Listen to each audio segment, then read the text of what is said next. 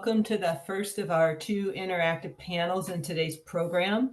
The topic of this panel is integrating plant communication into our lives. In both this panel and the one to follow later this afternoon on a different topic, we will be hearing from three plant communicators for the first portion of our session, and then we'll have some question and answer with the remaining time of our 50-minute session. So please feel free to post your questions in the chat for the panelists.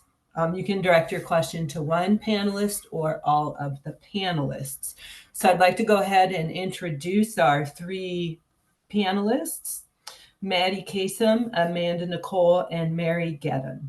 Madii Kasem, MA, is a nature communicator using heart telepathy to engage in conversations with all of nature's precious creations. She is a former contributor to True Blue Spirit magazine and host of the Language of Nature radio show. Today, Madii writes, consults, and teaches nature communication. Amanda Nicole is a Liriodendrous. I hope I said that right, Madii. Amanda Nicole, with devotion, she shares the heart of the tulip poplar tree and connects humans with elemental beings through her nonprofit Lyra. Writer, mystic, and mother of 6 children, Amanda listens to trees. Mary Getten is a retired animal and nature communicator. For 25 years, she taught workshops and teleclasses and led trips to meet with whales and dolphins in the wild. She has facilitated a monthly global water healing meditation since 2014 and is co-founder of Global Tree Lovers.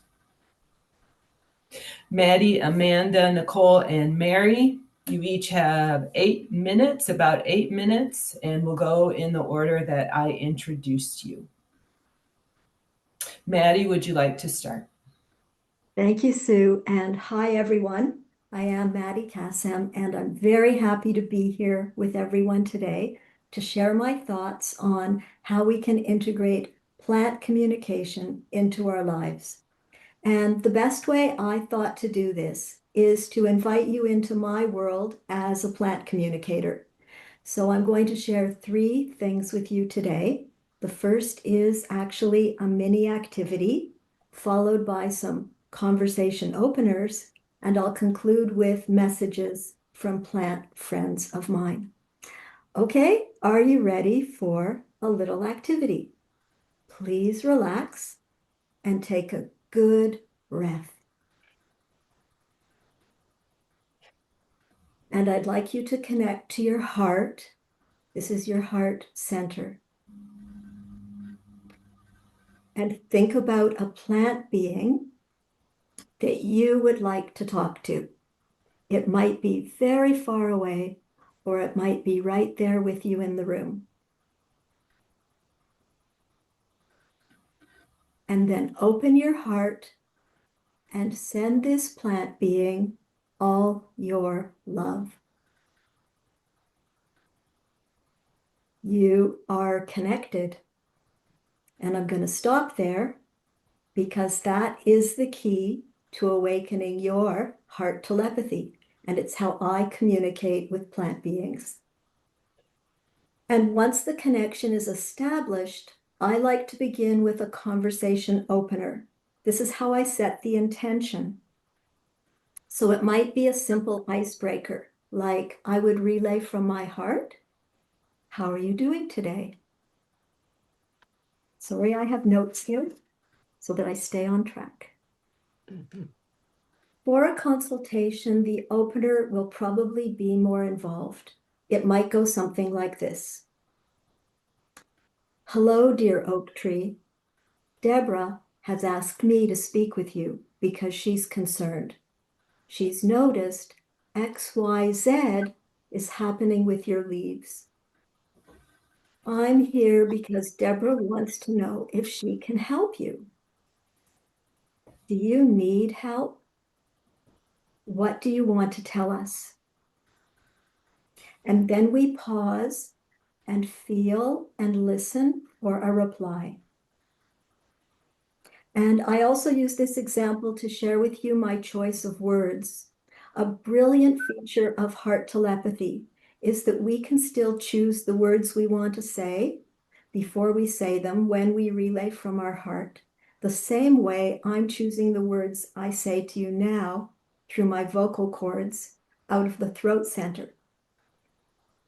And this is huge because plants, as you've heard this morning, plants want us to be respectful and they want us to honor their views and opinions. So I'm really careful that I use words that do not exert influence or control.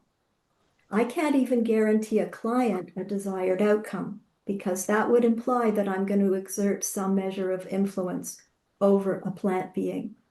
I can only offer a conversation where both parties ask each other questions and hear each other's replies.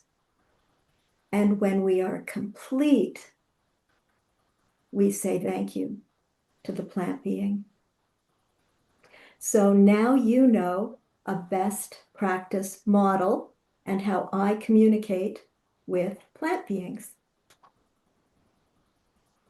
Over the years, I have received a lot of messages from different plants, and some are full of fun, and others are highly practical, and some are profoundly spiritual.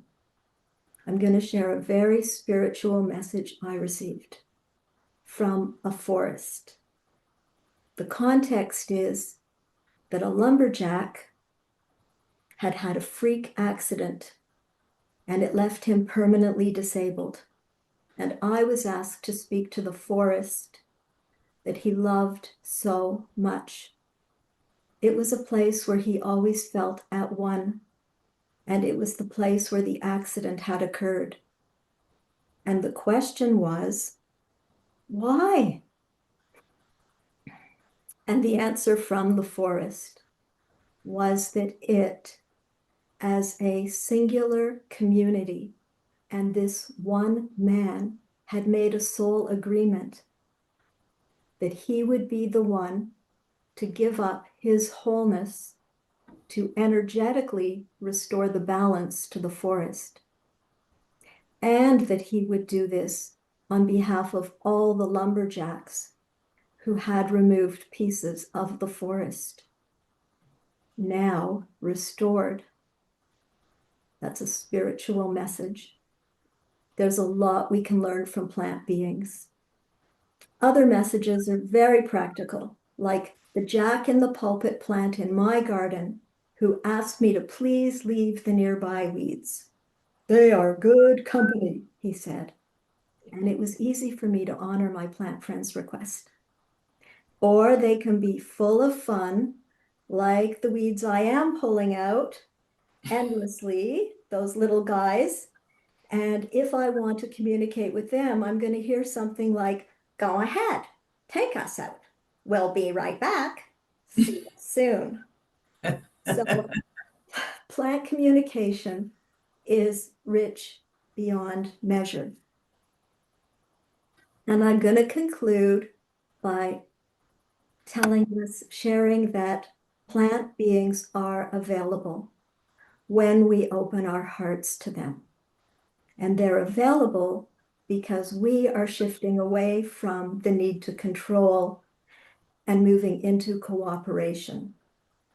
And they're available when we move out of our artificial constructs and into our own authenticity. And what happens next is the real magic, because we project this into the world, into our shared reality, and then it becomes a better world. Voices of Plants for a Better World. Thank you. Thank you, Madie. Amanda Nicole? Yes, so I'm Amanda Nicole, and I am a Liriodendrous. This is a term that a forester friend of mine helped me create for myself when I was trying to fill out all these bios and there's all these terms and labels. And my friend recognized, as I did, my relationship with the tulip poplar tree. Now, I was always saying, I am the tree and the tree is me. There was one, a merging, a shared story. So we took the Latin name of the tulip poplar, Liriodendron tulipifera, and I decided that I was a Liriodendrus, a human embodiment of the tulip poplar tree, which who knows actually what that means. I have many ways of exploring it, but one of them is to be an embodied conduit of the essence and medicine of the tree, to have a way for the tree to express itself in the world. And so this relationship, though, began more than a decade ago when I first began studying herbalism in Virginia with my teacher Teresa at Green Comfort School of Herbal Medicine. And I was hearing whispers of plant communication. I was curious, but at the time it was taboo for me because I was a pastor's wife in an extremely conservative Christian group where women covered their heads. There was strict Sabbath keeping, no musical instruments, no observation of holidays. So I was already walking a fine line with exploring herbalism. And so to move into plant communication was just, to fall off the edge. But I I just knew in my heart that it was true and that it was good. And if the world did indeed work that way, I wanted to experience it. And so I opened myself up to that possibility, and to believe it. I love that comment. I want to know more. I love the word more. I want more. I wanted more. So I opened myself up to that possibility. And it was like an invitation, to the plant. I'm open. I'm willing to hear, if you're willing to speak. And the first time that I experienced plant communication was with stinging nettles. It was the first plant that communicated with me. It came while I was weeding my herbal flower bed. And I don't use this word often. It's not my language, but it was definitely a download. It was a lot. And after that, I didn't receive so much for a long time. I was so excited. I told my herbal teacher what I had received. And she said to me, Amanda, go get that book over there off the shelf. So I did. And it was a children's book of indigenous stories about plants. And there was a story in there about stinging nettles. And that story echoed perfectly what I had received from stinging nettles.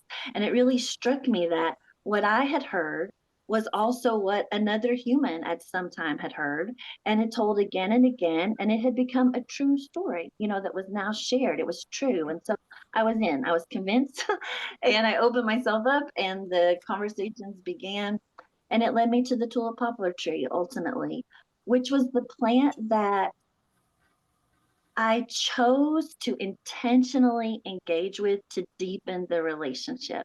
I wanted to go beyond one word or a single phrase or just an impression.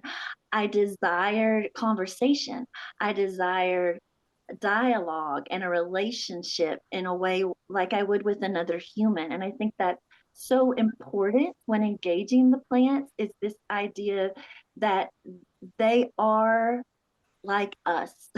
It's there. I don't believe personally there's a hierarchy to it. This is a friend, this is another being that's conscious and sovereign and has desires and a purpose and even stories they want to share. That was one of Tulip Poplar's first messages to me, and its request was tell our stories. This recognition that humans have this amazing ability to express themselves in this world with other humans in a way that trees and other nature beings don't. And so a collaboration can happen where my mouth and my music and my pen and how I write or dance or move or just live my life and love others and interact with them can be a way that the tree, the tulip poplar or other nature being can also come into the world in that way, a fuller expression. And it's beautiful because the plants, they see us as humans with our flaws, but they see them through this lens, I believe, of unconditional love. And yet they also see the extraordinary potential that we as humans have. And there's a desire there then to collaborate. They're like, let's come together and let's create something together, you know? So this was the experience that I had with tulip poplar, and I found that my desire to be with the tree led to me being able to become more fully human, to more fully incarnate here. There was a way that the tree and I and our interaction began to open my heart and um, allow me to become more myself and find even my own personal expression that allowed me to be more fully human. So sometimes I'll say that the plants are instruments of incarnation. You know, I often find that people who feel a draw to the plants, a desire for relationship with them in time, find themselves stepping more fully into their own, you know, personal experience. It's really a beautiful collaboration, and I see how the trees, tulip poplar in particular for me, desire to be a part of the collective creating, the collective creation of a new world here. So Tulip Poplar and I together, we've written books, we compose songs, even recently the creation of Lyra, a nonprofit where Tulip Poplar is an active voting member of the board. You know, to have this seat at the table where we're together, we're friends, and it's us. So I've deeply enjoyed my relationship with the tree. It's in my heart. And I enjoy facilitating spaces for others to begin that connection. I saw someone a moment ago mention, but what if the heart isn't open? What if the heart is closed? And Tulip Poplar has often said to me that it has keys, and it's probably not alone in having keys that begin to open the human heart and to drop some of the guard and that fortress we often have around us to begin to tap into like that vulnerable way of connecting to the frequency of the heart, because that's where it is. It's a way of perceiving and receiving and another way of knowing when we're with the plants. And I loved Madie's exercise where that's how we begin. We begin by dropping into the heart. And every time we drop in, we can go a little further. So that's one of my greatest joys of being with the plants and sharing it with others is, as she said, creating a better world, which for me is a world where our hearts are more open and facing one another and communicating and engaging. All right, Amanda. Thank you. Thank you. Mary. Hi. It's a pleasure and an honor to be here today. My name is Mary Getten, and I'm a retired telepathic animal communicator. But I believe that human disconnection from nature is probably the biggest problem on the planet today. And so I've spent most of my life helping to heal that disconnection. First as an animal communicator, and then as a teacher of animal and nature communication, and then taking people to meet with whales and dolphins in the wild. I've written books, and I've founded the Global Water Healing Meditations, which is just another aspect of nature, as well as Global Tree Lovers. And this beautiful lady behind me is the angel oak. She's considered to be one of the oldest trees in the US. She's just outside of Charleston, South Carolina. And she used to participate in all my communicating with trees classes. So she's a very dear friend of mine. It's so nice to have her have my back all the time. So in 2001, I presented at the very first Fairy and Human Relations Congress in Washington State. And I became really connected to that group. Their whole mission is about healing the disconnection between humans and nature. And I was on their council for decades. I presented at about 15 different congresses, and that annual event is still happening. And it was through the Congress that I really learned to communicate with the unseen realms of nature, the fairies, the devas, the elements. as well as the visible nature that we're all very used to. So why should we communicate with a plant? You know, I think there's a lot of different reasons, and you might want to increase the health of the plant, like Jim Conroy was talking about, or understand what kind of care it needs.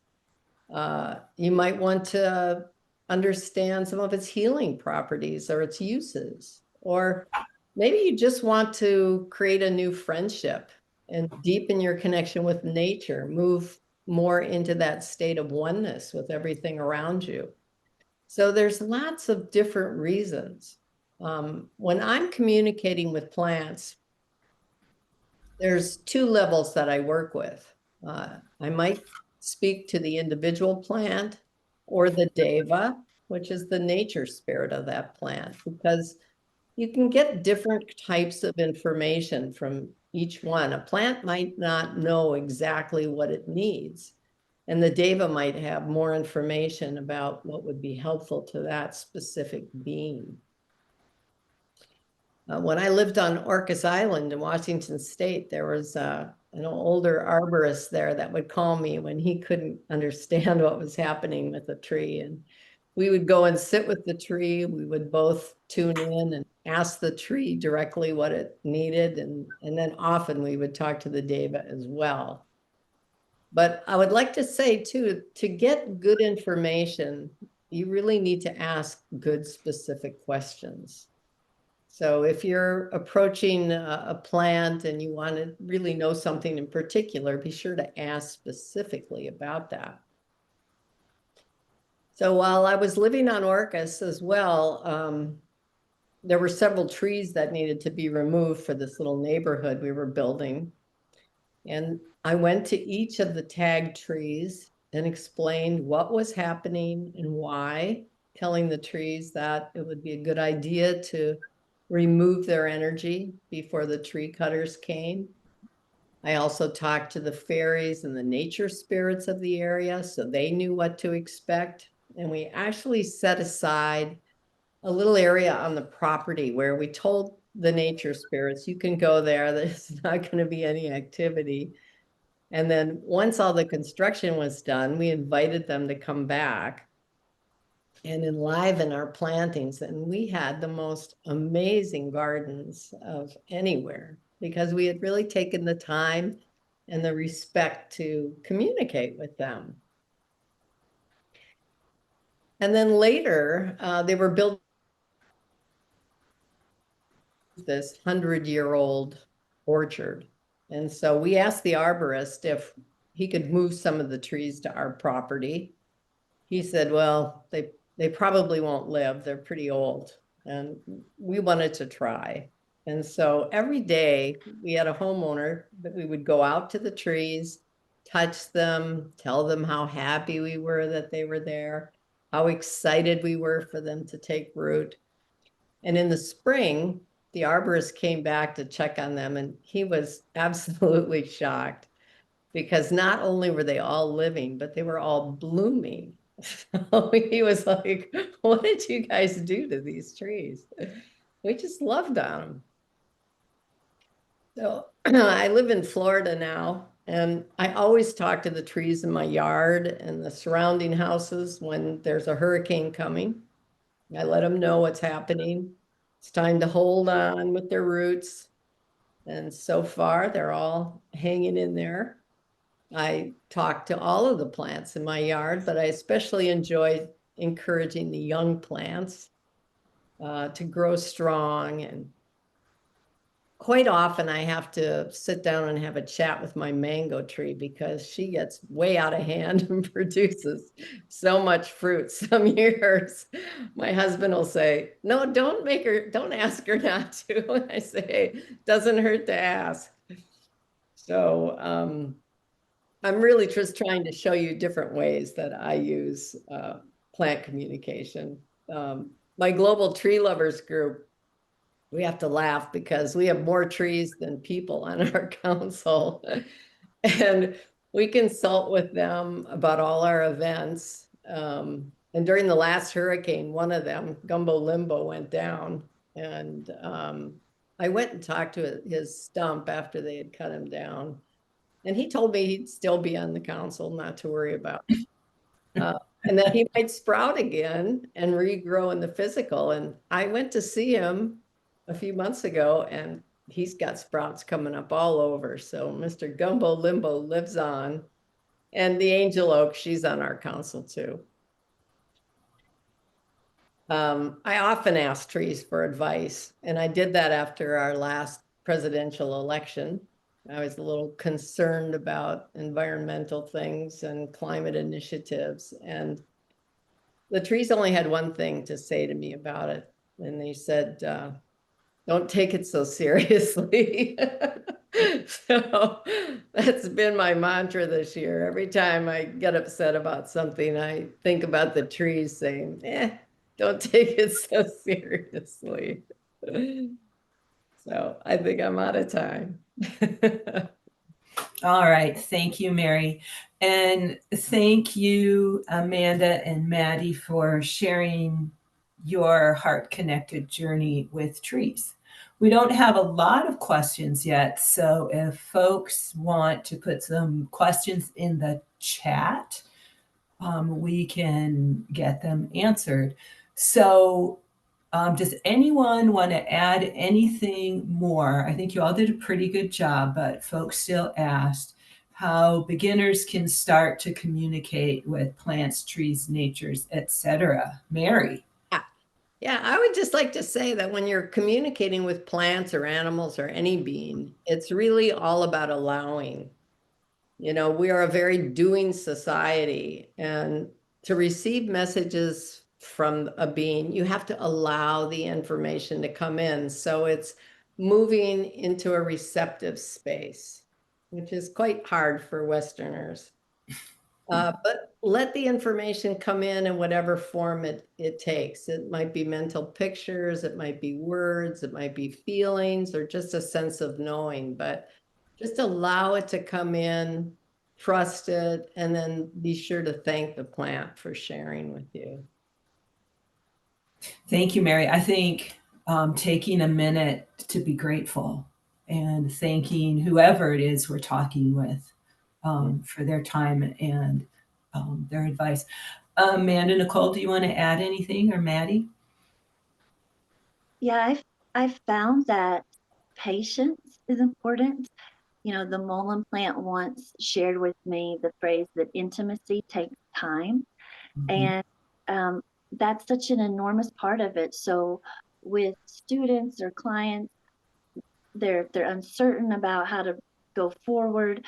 You know, I encourage them to just sit with the plant, just be still, just visit it daily, just begin with intention, because like she was saying, that open-heartedness and that receptive state is often difficult for us, especially in our society and our culture here in America and in the West. And so I found that if you just take the time to pause and sit, even if it's just for a minute or two to begin with, it begins that process, I think, of slipping into that receptive state. And it begins to nurture the relationship, and the opening happens. And then there's that moment, even if it's not the first time you're there, you know, that comes where you're like, oh, I think I saw, I think I heard, I think I felt, you know, and it happens. So I think it's important for us to be patient with ourselves and with the plants, and to realize that we're not there to push a button. You know, we're there to cultivate a relationship and to open and to receive. And I just love Mullen's message. Intimacy takes time. Thank you, Amanda, Nicole. Madie, did you want to add anything? Thanks, Sue. Yes, I'd like to say I just completed a plant communication workshop for my local community.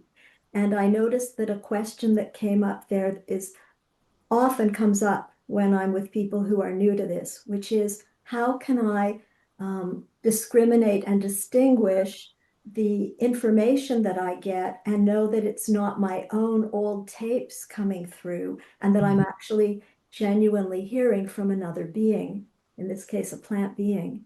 And I always say, whatever you receive, please believe it. because it's better to make a mistake and occasionally, rarely think, it can happen, that it's actually your own, let's call it baggage, or your own emotional understanding coming through, and not a genuine communication from the other being. It's better to make the mistake and assume, because that is going to happen so infrequently compared with the messages you'll receive that'll be genuine. So just always believe it and keep going forward. And that's the advice I like to give. Wonderful. Thank you, Madie. The next question we have is your thoughts on allelopathy, why some plants affect others purposefully if resources are shared and plants live in community. Who would like to take the first stab at that one? I'd like to, Sue. Okay, Amanda. Nicole, go. So I recently published a book, Into Sophie, which is a collection of philosophical interviews with trees, like 17 trees, I think, are a part of it. You know, what's the ultimate reality? What's the ideal society? All this, and each tree had its own answers that we as humans, I think, would read and think they disagree, they're arguing, they're at odds. But that's not how the trees view it. That's not how I found nature to view it. They believe that there's room for things that we find to be contradictory, or things that we find to be existing in polarity. And so I think that part of what the plants help us to do is open up to the possibility of all the qualifiers need to come here. Everything being good and from a place of love. And American Holly especially helped me with that, to open the heart in such a way that it can hold it all, even the things that we tend to have, like I said, polarities, a binary too, that's a yes and a no, that it allows us to widen out to see a larger picture of how relationships that we as humans might view, or an event or a process, as being negative or harmful, that's there in nature, that they're able to see as part of a wider picture and a process that is at its root, at its source, loving and is good. So I think their perspective is different, the way they're viewing how they're interacting with each other, than how we are viewing how they're interacting with each other. Thank you, Amanda. Nicole. So maybe thinking outside of the human perspective and experience. Madie or Mary, would either of you like to add anything?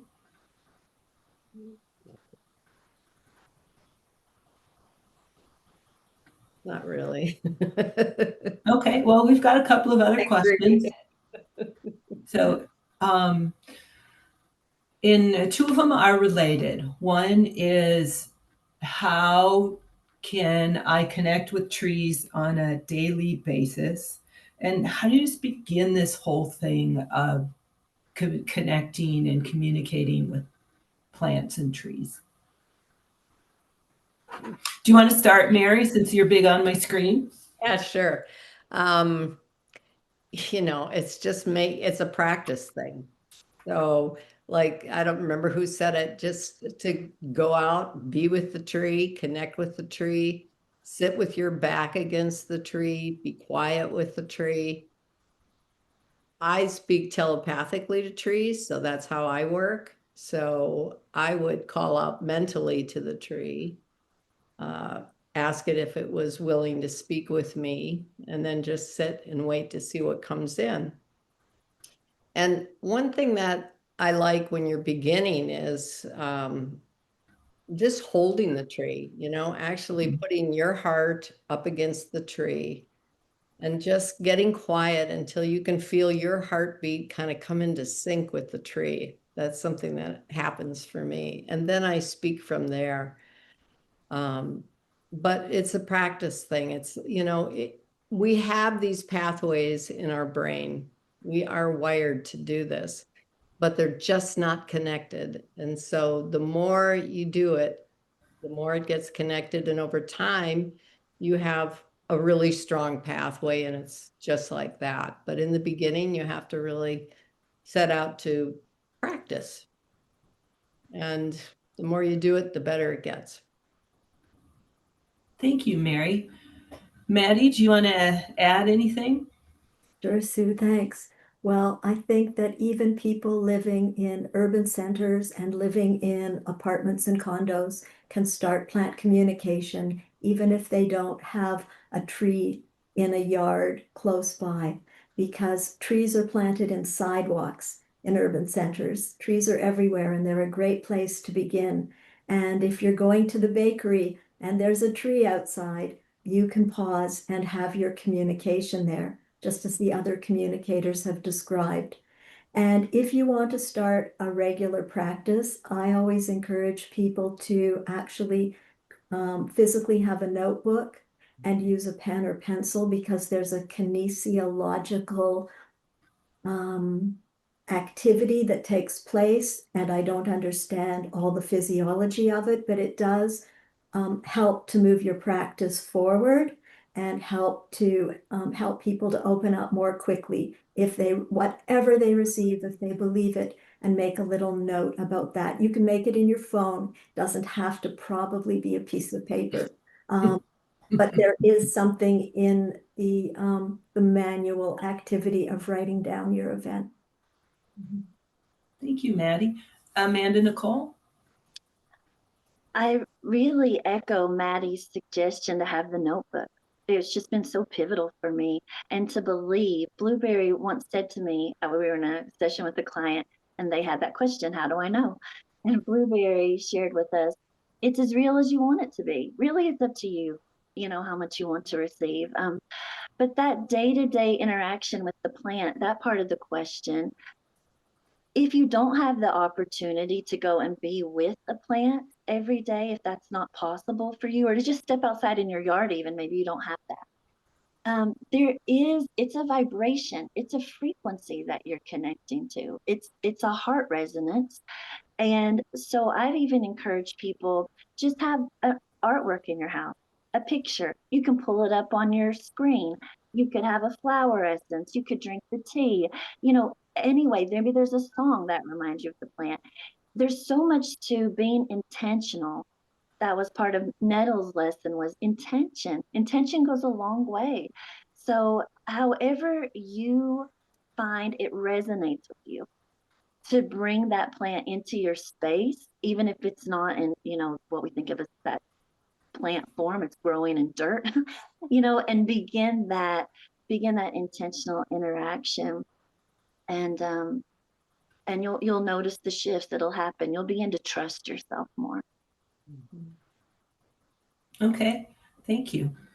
Mary, someone would like to hear more about diva communication. Oh, the devas. Well, it's a really vast subject, but I'll see what I can do here.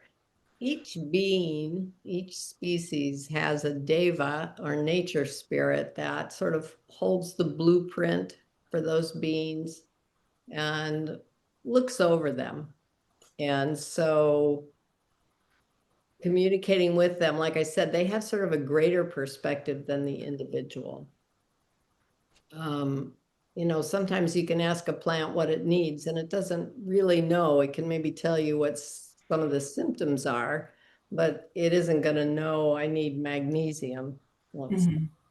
But if you go to the deva and just call out mentally to the deva of this oak tree or the oak trees and say, do you know what this tree needs? Often you will get some answer.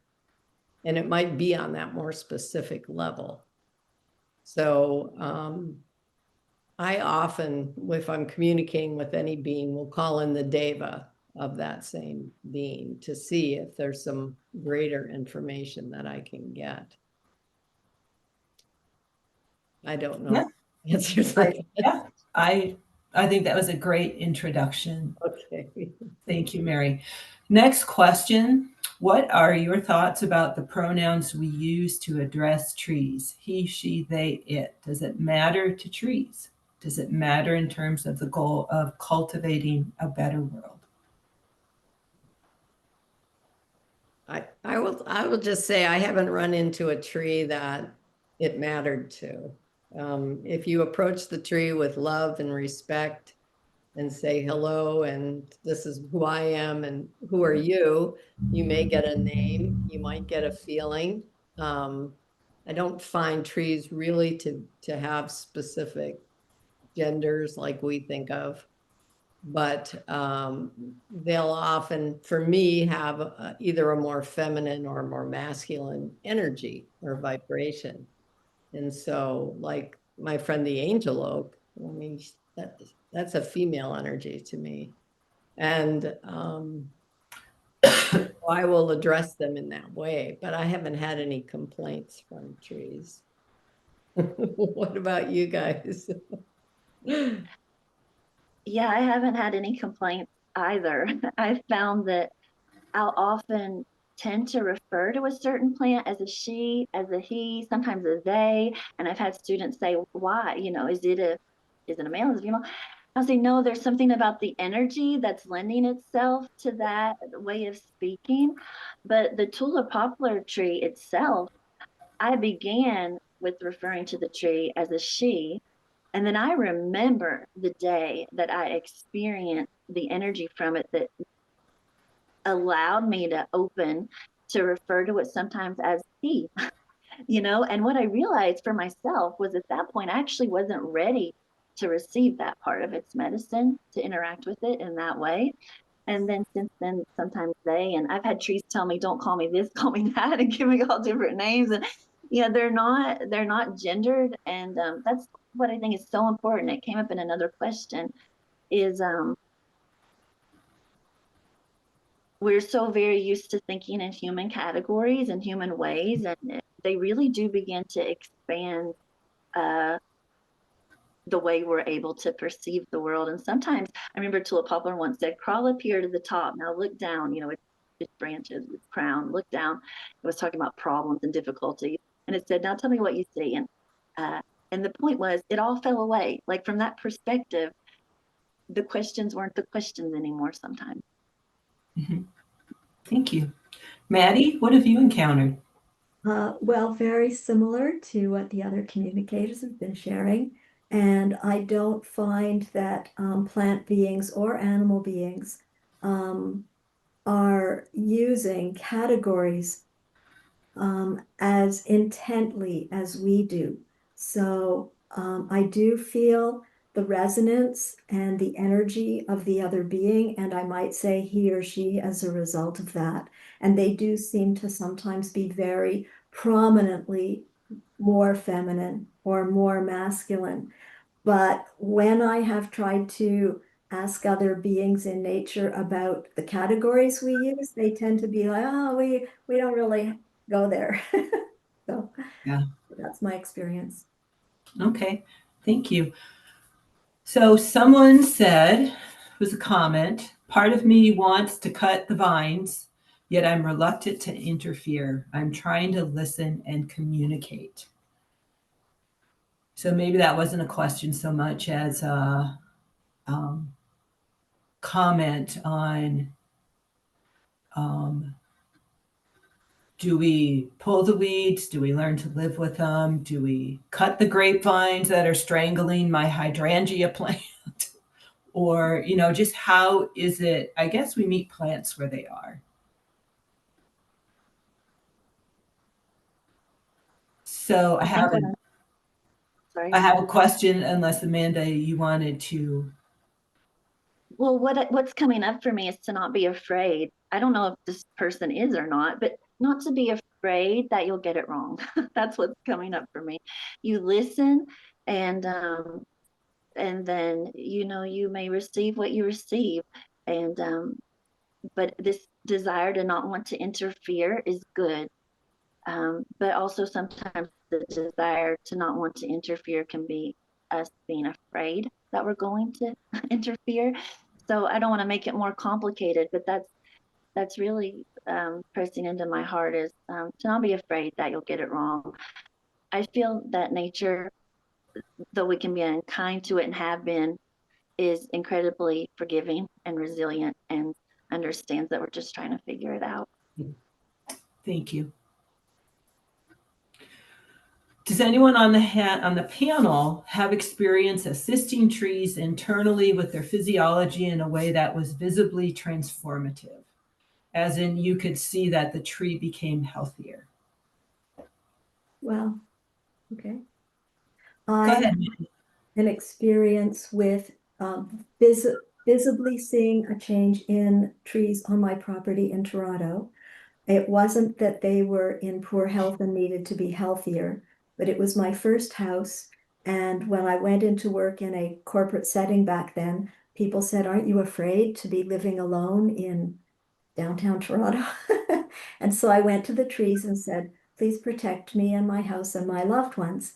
And what happened in the spring is that the trees had inexplicably grown over, the branches were literally over my house. Mm.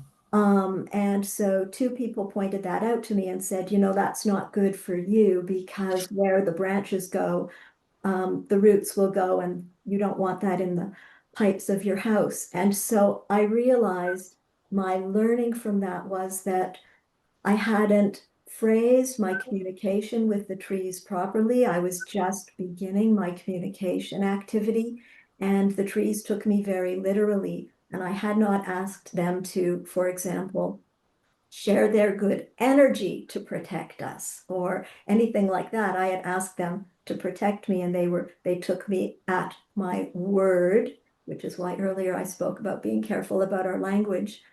And so I said to the landscaper helping me and other people who were in my yard, "Oh, it's my fault. I'll call them off. I'll fix it."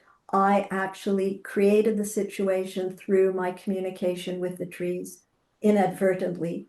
But it was easy to fix and fun to continue on with my communication with tree beings. Thank you.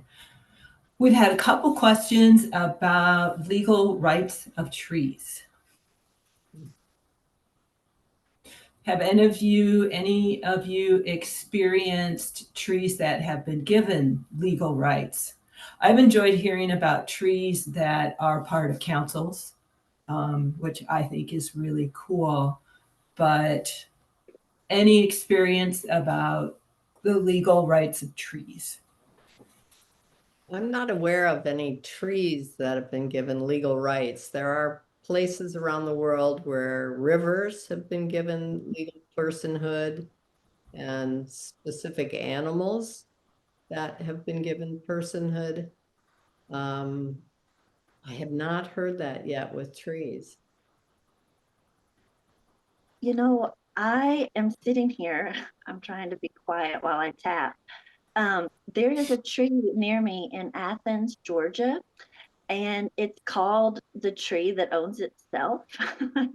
And I'm just going to read this little thing. It's a white oak, and it says according to legend, but I visited and I've seen it, and it says it has legal ownership of itself and of all the land within 8 feet of its base. It's known as the Jackson Oak, and it tells where it is and how it started its life. You could, look it up. But I've been there, and it's in this neighborhood, and there are homes around it, and it is where it is. and it's the road has had to go around it. They've done the road around it in Athens. And when I visited it, it seemed so happy. It seemed thrilled that it was part of this neighborhood. But the reason I'm kind of hesitant is because they say according to legend. So I'm actually not sure if it's on the books or if the town just keeps treating it as such. But I know in Athens, there's Athens, Georgia, it's called the tree that owns itself. And I know there's also a tree near me in Cashiers. I don't know if it has legal rights though, and it certainly doesn't say it owns itself.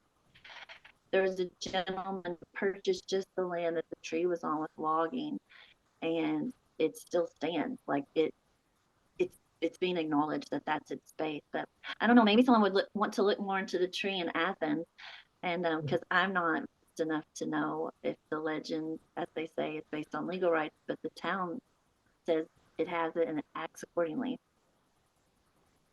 Excellent. Well, we are out of time. Paul, just a check in. Should we take our break now? Yeah, I think that'd be good. All right. Well, I would like to thank the three of you. I have really enjoyed learning from your journeys, communicating with trees and plants. And just a reminder for everyone that we are in our 30-minute break time now. And we will be back at 1:20. Again, use the same Zoom link that you used to access the first part of our presentation today. Thank you, everyone. It's been a great morning. Thank you, Sue.